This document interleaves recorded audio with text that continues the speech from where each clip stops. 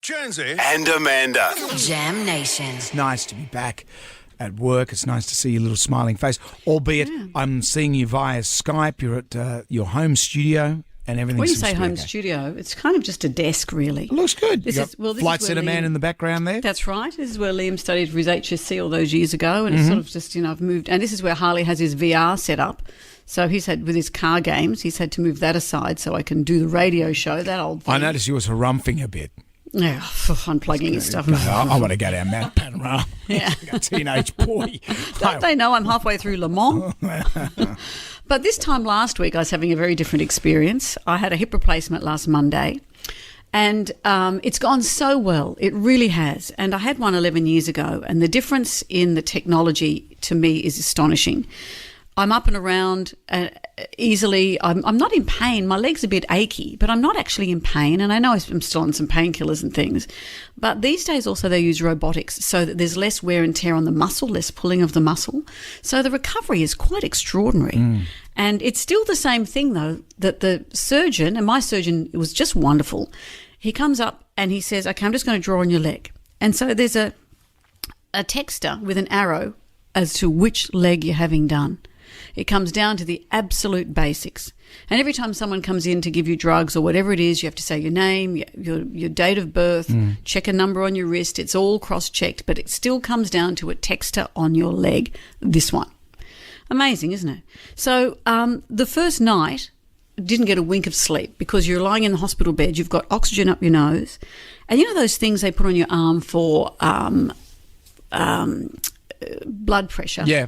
I had one of those like shin pads on, but I had one on each calf, like shin pads, like soccer shin pads. Yeah. That would just go psh, psh, and take turns to, I guess it's for blood clots and things. So instead of having a stocking on my leg, this was moving the blood through. So they inflated at various times throughout the night. And because there's morphine and stuff involved, they come in every hour to make sure you're okay. How good's morphine, by the way? I can see why people get into it. Well, no, it just made me very, very nauseous. But at least because I was in the hospital, they were able to give me stuff, put something in my drip, or I had a little tablet I could put under my tongue so that I didn't get nauseous with the pills. So that stuff was terrific. You know what I did love? And I don't even want to, it sounds terrible saying it out loud. I loved having a catheter in because I drank about 10 bottles of water every day and didn't have to hurl myself out of the bed using that the brace above the bed, put on crutches on and go to the loo. But I didn't have to go to the toilet. Does it feel like, I've often wondered with a catheter, does it feel like you need to do a week, so you don't get that sensation? You never get that sensation. So you just drink and drink and drink, cups of tea, bottles of water, whatever it is, prune juice at one point because we needed to get things moving. Yeah. And Hang on, the catheter doesn't do it. For number 2. No, I had to go to the toilet for number 2. It's not like the... As I discovered. No, I'm joking. But the catheter's just for number 1. Yes. But that's good information now. But there was one point where I thought, I feel like I need to go to the loo. I thought, hang on, I'm on a catheter. And the nurse said, I'll just check it for you because sometimes if there's a slight kink in it or there's an air bubble or something, it can touch on the nerves that make you think you need to go to the loo. But other than that, I'd like to get that for long car trips. Or Midnight Oil's final show because I was right up the front of the stage. I didn't want to lose my spot. No. I didn't want to do a Molly Meldrum. You know, it's interesting too. For the first hour, I thought... So you, for the first you day, missed that. You missed Molly. No, I know. I've read it all. The first day I thought, this is the slowest moving day of all time. Every time I look up, it's 2:30. And I realised the next day I was looking at the temperature on the air conditioning. Right. Okay. And someone, I was at St Vincent's Private Hospital, which was just magnificent. The staff were wonderful. The food was good. It was just great.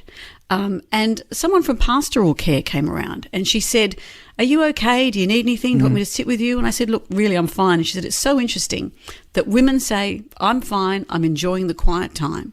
Whereas men, she said, often they're from places out of Sydney and they're on their own, they're out of their comfort zone.